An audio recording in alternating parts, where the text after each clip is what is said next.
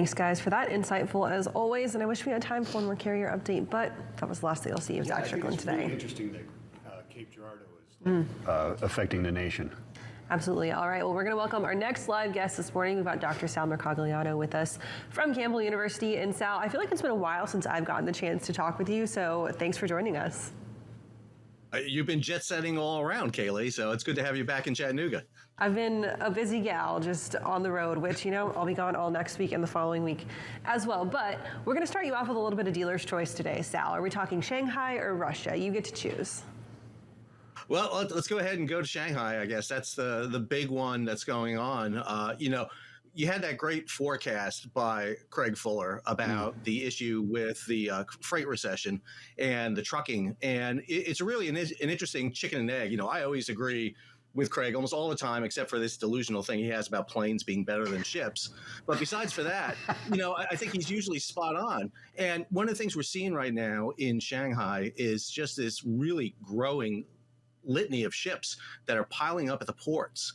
And, it gives us a great moment as there was an interview with Gene Soroka talking about the fact that this is going to give us a moment to kind of get caught up in our ports. But the fear is that there's going to be a tsunami wave of ships once Shanghai, once the main ports open up in China.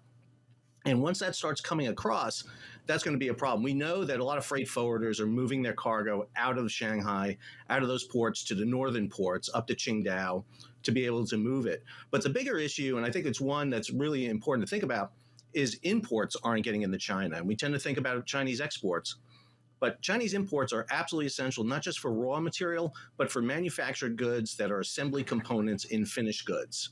And that we may see the knock-on effect of this quite a bit down the supply chain when all of a sudden delays in orders in Q3 start happening because of this backlog we're having. We're also seeing the backlog of bulker ships, these big, huge ore ships and grain ships coming loose. And that's going to be a big issue to offset the loss of grain shipments coming out of the Black Sea. So, good morning, by the way. Always nice to speak with you, Sal. And a lot of great Twitter posts. If you're not following Sal, you should be. A lot of great stuff. So here's a question, right? One, I guess it's kind of two parts, really. Is when that valve turns on in Shanghai, it's a valve going around the world. It's not just to west coast of the U.S. and to the east coast to a greater extent now, but it's going around the world, right? So is that valve greater than the input valves of the United States in order to cause another backlog? Because right now the backlog is two valves away from us, right? So to speak. And the other thing is right now, is there capacity moving out of that east-west lane into the north-south lanes again when they made that move because there's nothing moving on that lane? And will that kind of slow down the tsunami that we think may hit us once they crank that engine back up? Does that make sense? Michael, I think I think that's the variable that we're really looking at. It's having a hard time really digest because, when we go back to a year ago, we saw a lot of ships diverted off that north-south route. We've seen a lot of new operators get on the line, CU Lines, Wanghai, you name it. There's just a chain of them, Express, all came into this business because they saw opportunity. And a lot of the backlog we're still seeing off of LA. Remember, we're still at 40 ships off LA and Long Beach. We still got delays off Charleston. So we're still seeing the delays. But one of the things, the big question that we have here is once this valve opens, as you mentioned, it's going to go both ways. It's obviously going to flow to Europe. It's going to flow to us. And the question is, how much does that overcome the surge into our ports? Again, we still have the looming ILWU issues on the West Coast where they're trying to get in cargo before that June 30th. Now, we saw a statement out from the union bosses sitting there saying, listen, we're going to get an agreement. There's no worries. But people are worrying. They can say all they want, but until they have that agreement in hand, there's going to be doubt. And you know as well as I do, when there's doubt in shipping, it's going to create instability. It's going to cause higher freight rates. People are going to want to front load cargo out at this time. Plus, we still don't know what the norm is for shipments. We don't know if we're going to go back to a COVID environment. Are we going back to a new environment? And that's forcing a lot of people to ship a lot of cargo into warehouses that are already jammed in. Add to it, there are a lot of ships sailing on the high seas right now that were supposed to have been retired in the beginning of 2020. and they're not because of the demand. And so we keep talking about this excess capacity. We're talking about, well, we're at max capacity. And once things slow down, then you would normally see opening of capacity, and that would mean freight rates coming down. But I think what you're going to see is scrapping of vessels, because people are operating unprofitable, ships that are not meeting fuel requirements right now. And so there's a lot of capacity that's all of a sudden going to be bled out of the system. And I think we're going to see the freight rates still stay at a pretty high level. Also, remember, go back.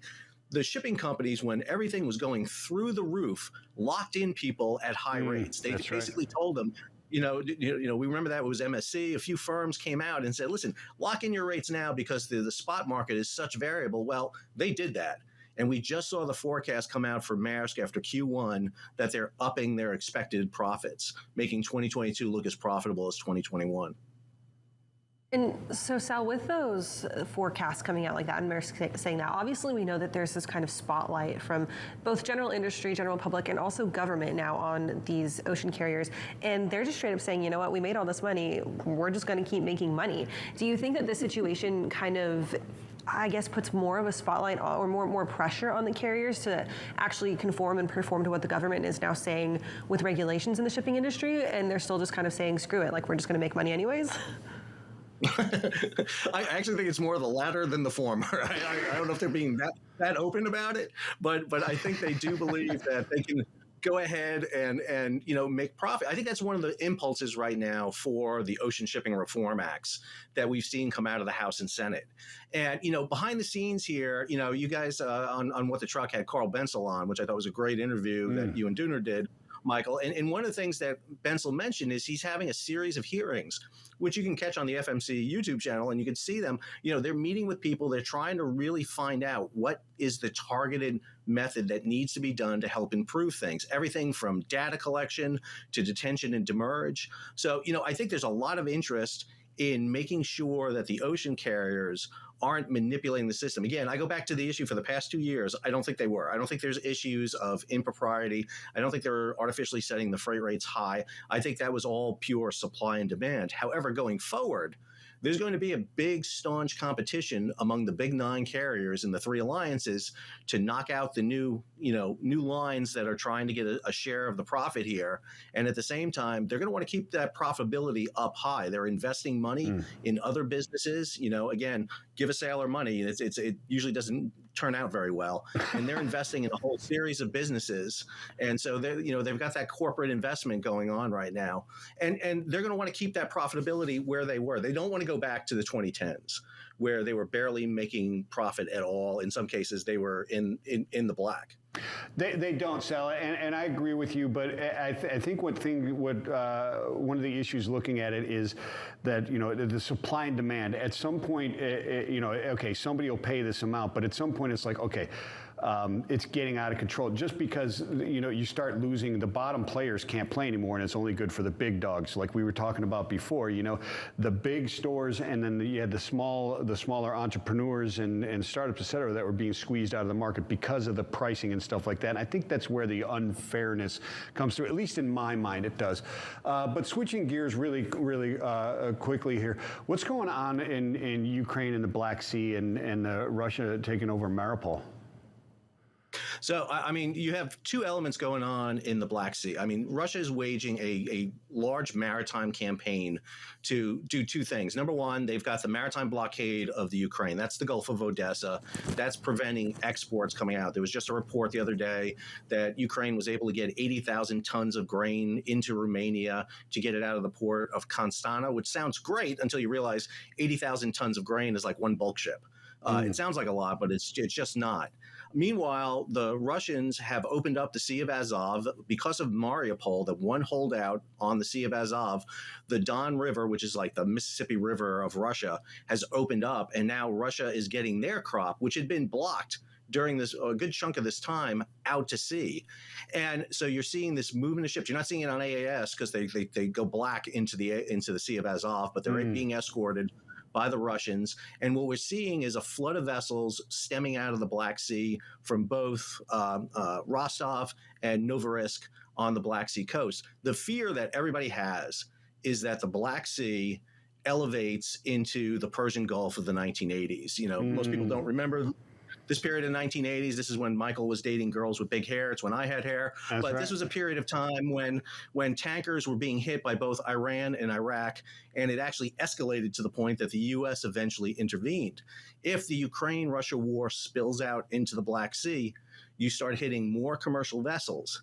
That could spell intervention by NATO, other forces. It has the potential to roll this conflict into a larger conflict, beyond the fact that we're talking about food shortages anyway, with Ukraine being blockaded.